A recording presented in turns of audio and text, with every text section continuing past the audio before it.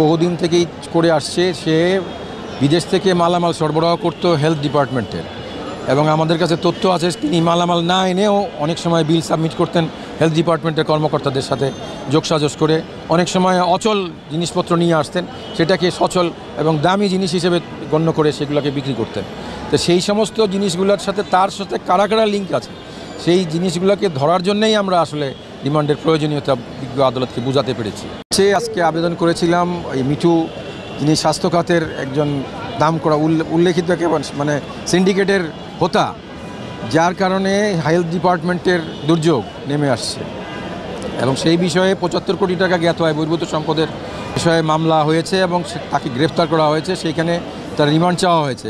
আমাদের বক্তব্য ছিল যে রিমান্ড চাওয়ার মূল উদ্দেশ্য হচ্ছে যে তদন্তকালে তার খোঁজ পাওয়া গেছে যে তিনি আরও অনেক শত কোটি টাকা তিনি পাচার করেছেন, এবং তার সাথে কারা এই মানি লন্ডারিংয়ের কাজে জড়িত আছেন সেই তথ্যগুলো উদ্ঘাটন করার জন্যই আমাদের আজকের রিমান্ডের প্রয়োজন ছিল। আমেরিকা, কানাডা, অস্ট্রেলিয়াতে এইগুলো তদন্তে বেরিয়ে আসছে, তো সেই জন্যই আমরা নিবিড়ভাবে তাকে জিজ্ঞাসাবাদ করার জন্যই আমরা এই রিমান্ডের প্রেয়ার দিয়েছিলাম, এবং বিজ্ঞ আদালত শুনানি শেষে সন্তুষ্ট হয়ে 10 দিনের রিমান্ড চেয়েছিলাম, সেখানে তিনি 5 দিনের মঞ্জুর করেছেন। সেটা আগামী রোববার থেকে বৃহস্পতিবারের মধ্যে সম্পন্ন হবে। বিগত 11 তারিখ বিজ্ঞ মহানগর দায়রা জজ আদালতে প্রডিউস করে 10 দিনের রিমান্ড আবেদন করেছিল।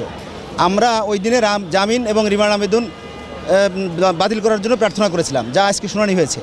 আমরা আসামি মুতাজ্জেরুল ইসলাম মিঠুর পক্ষে আমি অ্যাডভোকেট শফিকুল ইসলাম সহ আমরা একাধিক আইনজীবী ছিলাম। আমরা আমাদের পক্ষে যে সমস্ত আইন আমরা সেটা বিজ্ঞ আদালতে উপস্থাপন করে শুনানি করেছি।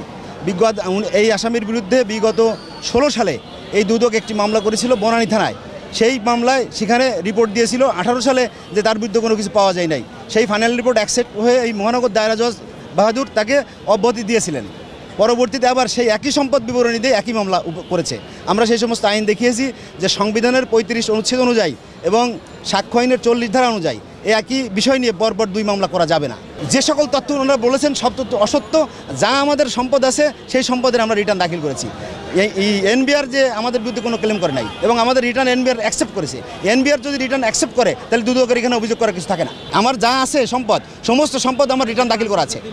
যা সম্পদ আছে রিটার্ন দাখিল করেছি এবং এনবিআর কোনো আপত্তি করে নাই এখানে। কেমন আছেন ভাই? এই অবস্থা নিয়ে কিছু বলবেন নাকি?